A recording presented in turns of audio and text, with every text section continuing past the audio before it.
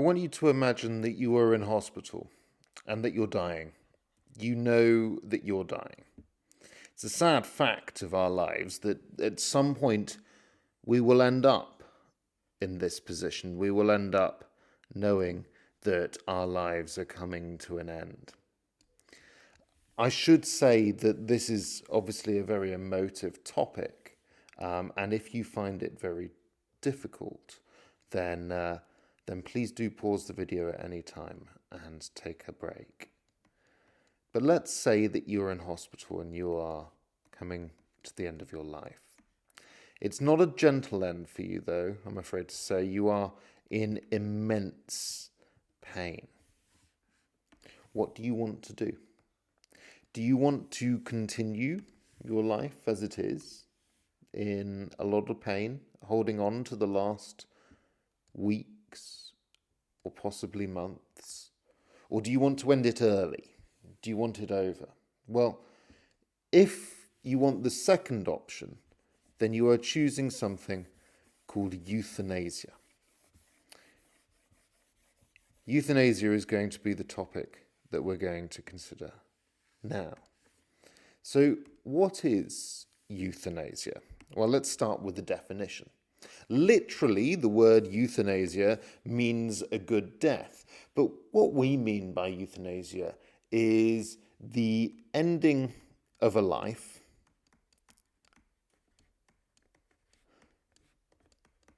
but the ending of a life for a particular purpose, for the benefit of that person. So that person is the person whose life we're ending. Think of yourself in that hospital bed. Maybe you would ask to be euthanized because you see your life as not worth continuing. In some way, it would be better if you no longer existed than if you continue to exist in a lot of pain.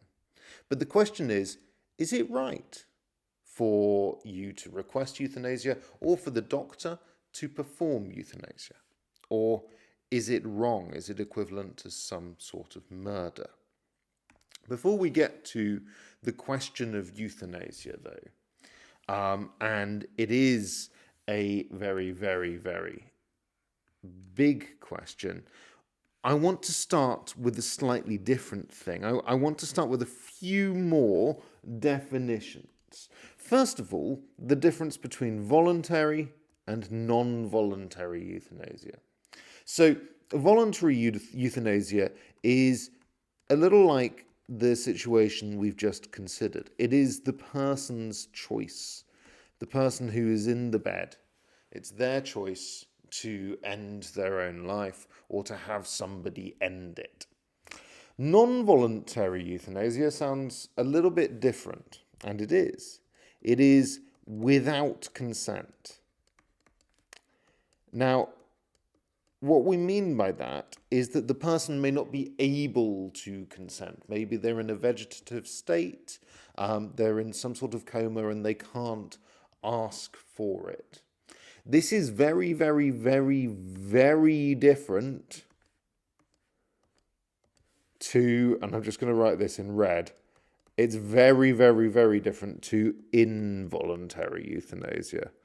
That would be against somebody's wishes.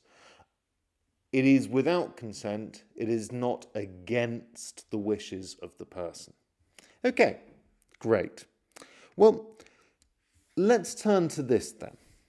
Is it right or is it wrong to perform euthanasia?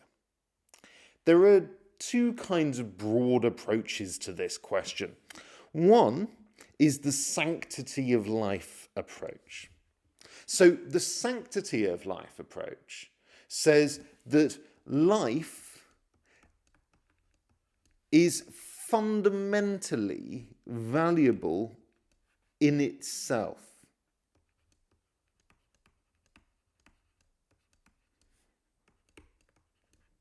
So it is important whether or not we are in pain. The existence of your life is something that needs to be treasured. Often, those who believe in the sanctity of life are religious. They will say that life is the gift of God. An example of somebody who says this sort of thing is Augustine,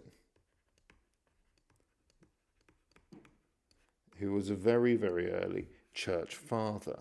And he cites the Bible. He looks at the ideas that are inherent in the early writings, in Genesis, in the creation story, talk about God creating humans in his image.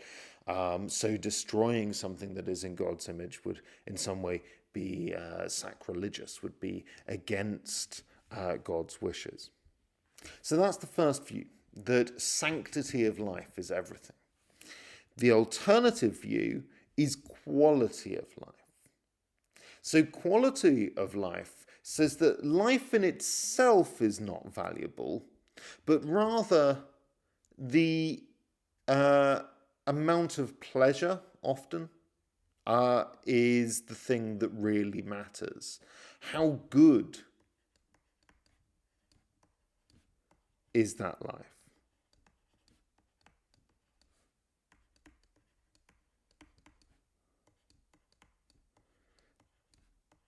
It asks, is this the sort of life that would be worth continuing?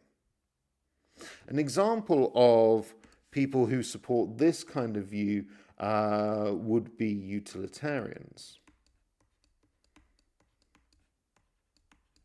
So a utilitarian would see the only thing as valuable genuinely in life is not life itself, but the ability to experience pleasure over pain. And so a utilitarian would argue that if you can't experience more pleasure than pain, then your life is actually negative. Whereas Augustine, remember, would argue that it doesn't matter how much pleasure or pain you experience, it's the fact that you are alive that is most important. Now, we're going to consider in depth two other responses to this problem. We're going to examine natural moral law and situation ethics.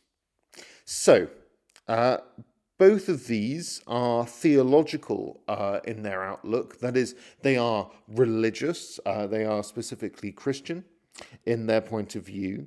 But they are radically different in their approach. So natural moral law, for instance, is a deontological theory. So deontological means, can you remember? It means duty, it means obligation, a set of rules. Whereas situation ethics is consequentialist or teleological. Do you remember what that word means? I'm sure you are telling me right now. I cannot hear you. But yes, it means looking only at the consequences. So these different theories are supported by different theologians. On the one side, we have St. Thomas Aquinas, who puts together the most complete image of natural moral law. On the other side, we have Joseph Fletcher, who proposes situation ethics. Let's start with natural moral law, shall we? Natural moral law believes that there is some form of objective law in the mind of God. And this is the eternal law. Now, the eternal law, Aquinas thinks, is not immediately accessible, but it can be accessed through two interpretations. One interpretation is divine law. So divine law is essentially revelation. It's God telling you specifically what you should do. The other form, the other form is natural law. This is the other form of interpretation. This is kind of the thing that makes Aquinas' ethic distinct, but it is a direct interpretation of nature. So how does Aquinas interpret these two? What do they say? Well, divine law says pretty clearly that you really, really, really should not murder. And that even if it seems like it's in the person's best interest, you should never, ever really do that. How do we know that? Well, because it is in Exodus chapter 20, verse 13, the Ten Commandments, thou shalt not murder. What about natural law? Well, natural law is a little bit more technical, I suppose. But fundamentally, thinks Aquinas, nature, or the natural thing, is to preserve life.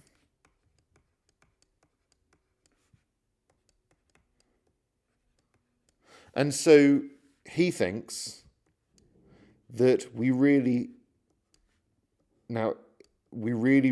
shouldn't perform euthanasia.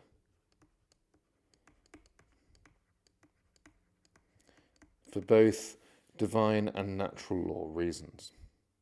What about Fletcher's situation ethics?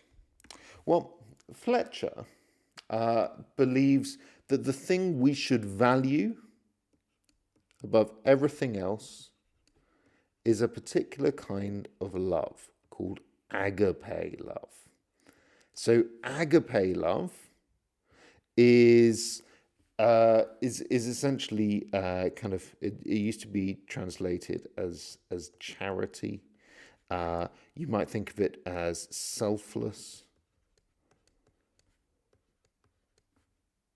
love.